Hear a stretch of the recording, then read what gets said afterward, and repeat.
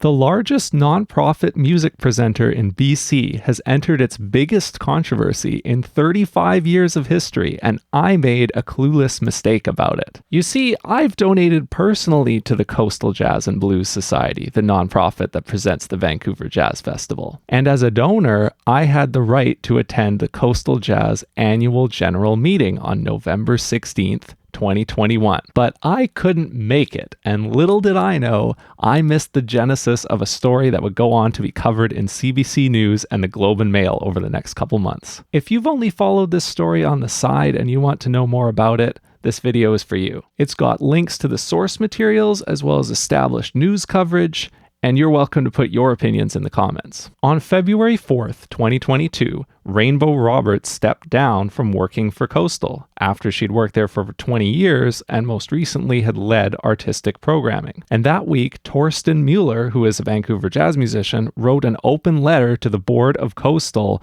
with the title, "The Current Crisis at Coastal Jazz and Blues Society." At the time of recording, 338 names appear on this open letter as signatures. The first main allegation of the letter is that the board put Rainbow's staff position and other staff positions on working notice without really explaining why. Now, the Globe and Mail interviewed Franco Ferrari, who is a longtime board member of Coastal, and he elaborated on this. In 2020, the board ordered what's known as a 360 review of senior staff. After that, the board decided the distributed leadership structure wasn't working.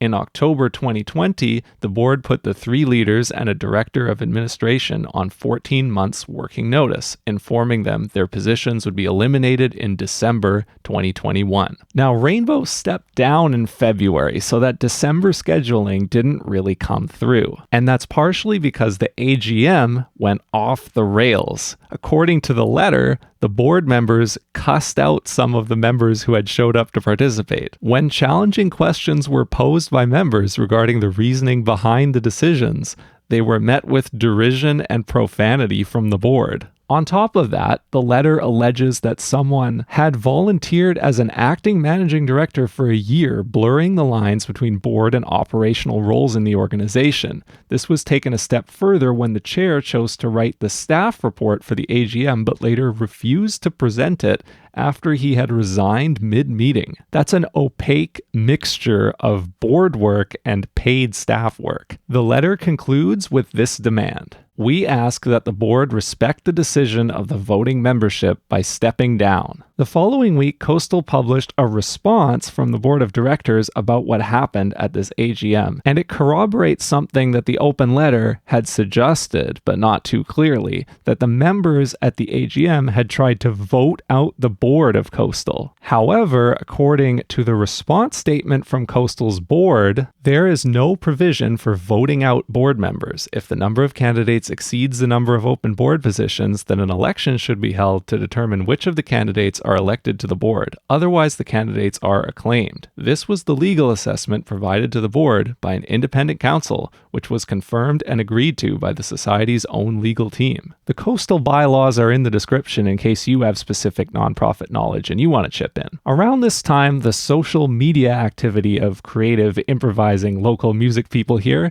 started to heat up with criticism of the board. And in CBC News, Aram Bajakian and Sonia Mueller, who is Torsten Mueller, the letter author's wife, appear as 2 main interview subjects advocating against the board. But John Orisic, who is a co-founder of Coastal, also shows up in this CBC article to represent a pro-board perspective, and he gets a little bit spicier. To be clear, he's not on the board anymore, but according to CBC, he said that in the days leading up to the AGM, many new members registered with the society, including Bajakian and Sonia Mueller. Orisic believes many of the new members were recruited to vote out the board over strained staffing issues within the organization. But another Coastal founder, Robert Kerr, disagrees with John Orisic. He says to the board, according to the Globe and Mail article, "I am deeply offended by your statement that you are, quote, carrying on the legacy and intent of our founders. End quote. None of you yourselves are founding members and not one of you speak for me. If you have a shred of respect for the values and intent of those of us who founded, established, and nurtured the organization to international acclaim, You should all resign immediately. And as we reach the present day, the last word on the story so far goes to Nu Dadoon, who is a core board member and volunteer around the coastal jazz community and has been since day one. On the website and the wonderful time capsule that is vancouverjazz.com, Nu writes, "There have been varying amounts of turmoil in the society for over a decade, and it's long past time for new blood and new perspectives to take the helm and face the challenges, of which there are many. I'll have more to say about that turmoil, where we are, and how we got here in the future, but I've proposed meetings with a group of members of the Vancouver music community about a transition of leadership, and I don't want to muddy the waters before we get started." That was an excerpt from Nu Dadoon's resignation letter from the board. I don't know what to think of this story personally. If you're wondering what the heck is going on, I just heard all that stuff and I still don't know what's going on, I feel that way a little bit myself. And I don't want to muddy the waters either. But if I've taken anything away from the story so far, it's these two things. One, it's so cute how this story is taking place within the media, where you have Aram and the Muellers talking back and forth with John Orsic and other founders chiming in through a traditional media apparatus. It's almost old-fashioned. Back in these people's days, people didn't make YouTube story time videos about each other, and they didn't direct the narrative so much from their own social media accounts. They used the media, and it's funny to see that happen again here. I almost wonder how much of this could have been sorted out if it really was people beefing straight to each other's Instagram accounts. Would that be better or worse? And second, more personally, how much of an outsider I am with respect to Coastal. More than you'd think, considering that I'm a lifelong jazz musician and I'm a donor. I have never worked with Coastal. I've never played at the Vancouver Jazz Festival. They have never offered me a performance at the festival. I've never met Rainbow Robert or any of the Coastal co-founders. And if you're wondering why I haven't mentioned the late Ken Pickering in this video, it's because I never met him.